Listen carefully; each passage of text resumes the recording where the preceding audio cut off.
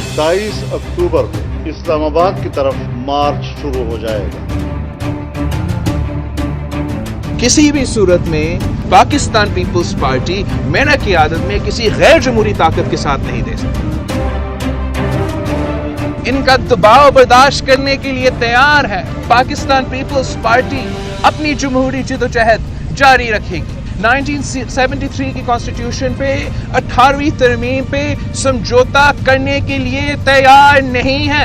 और हमारे सिलेक्टेड और सिलेक्टर्स का सबसे बड़ा तकलीफ ये है, ये मुनाफिकों की हुकूमत है, ये झूठा हुकूमत है जो हर तरफ से अपने अवाम के मुआशी हुकूक पे हमले कर रहे हैं, पार्लियामान को गैर फाल बना दिया है, अपने अवाम परेशान है। बिजनेस कम्युनिटी इतना परेशान हो गया कि कल हमारे आर्मी चीफ ऑफ स्टाफ तक पहुंचा था, हुकूमत हमारा कोई काम नहीं कर रहा। इंशाल्लाह उनके मसले हल होंगे, लेकिन ये बहुत बुरा प्रेसिडेंट है। कार हर इशू के लिए हर कम्युनिटी पार्लियामेंट के बजाय, पीएम हाउस के बजाय वो जेएचक्यू पहुंचेंगे।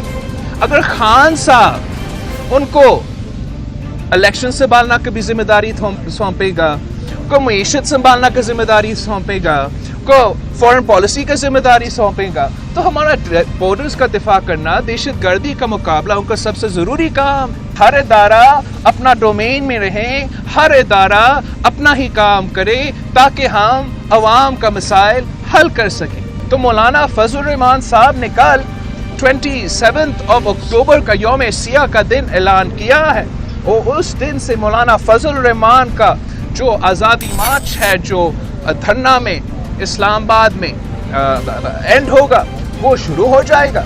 पाकिस्तान पीपल्स पार्टी ने भी पार्टी का इजलास बुलाया है ताकि हम अपना पार्टी से मशवरा करें कि हम कैसे, किस हद तक मौलाना के साथ पार्टिसिपेट कर सकें। पाकिस्तान पीपल्स पार्टी और नून लीग की ये ख्वाहिश था कि अगर हम मिल के ऑपोजिशन का एक जॉइंट जलसा, जुलूस, एहतजाज का प्रोग्राम दे दे, उसका अपना फ़ायदा होगा।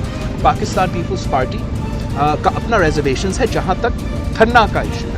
इस पे मेरा पार्टी के अंदर डिबेट होगा कि क्या पाकिस्तान पीपल्स पार्टी धरना के साथ दे सकते हैं।